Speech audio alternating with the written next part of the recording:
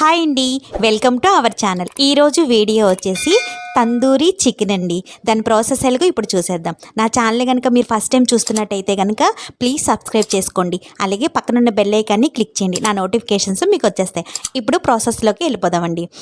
ఇలాగా 2 leg pieces తీసుకోవాలండి. ఇలాగ పెద్ద పెద్దగాను ఇలాగ పీసెస్ అనేవి తీసుకోవాలి. వీటికి ఇలాగ మధ్యలోని ఇలా ఘాట్లు అనేది పెట్టించుకోవాలండి. మనం పెట్టే మసాలాలన్నీ లోపల వరకు వెళ్ళేలాగా ఇలాగ ఘాట్లు పెట్టించుకోవాలండి.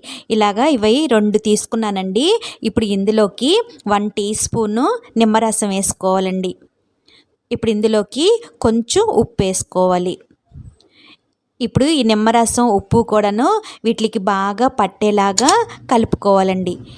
ఇలాగా ముందుగా ఉప్పు నిమ్మరసం వేసి మనం ఇలా పట్టించి ఉంచడం వల్ల ఈ ముక్క అనేది గట్టిగా లేకోకుండాను కొంచెం జ్యూసీగా ఉంటుందండి. అందుకని ముందుగానే ఇలాగా రెడీ చేసుకోవాలి. ఇలా రెడీ చేసుకునేది 1 గంట సేపు పక్కన పెట్టుకోవాలండి.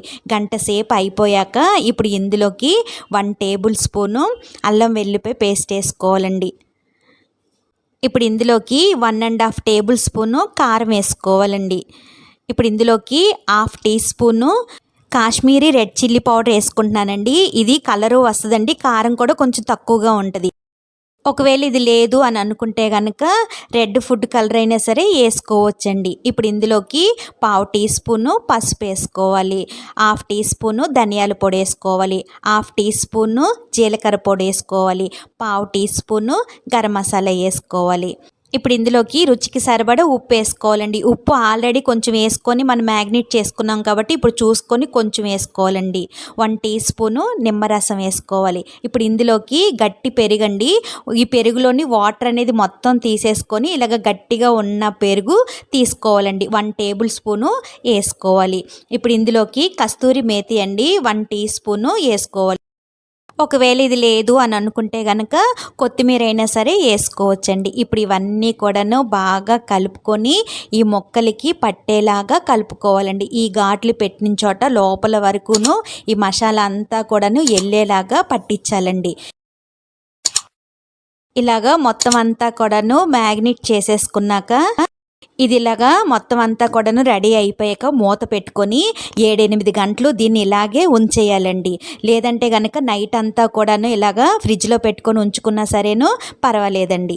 నేనైతే ఒక 5 గంటలు దాన్ని అలాగే పక్కన పెట్టేసి వదిలేసానండి.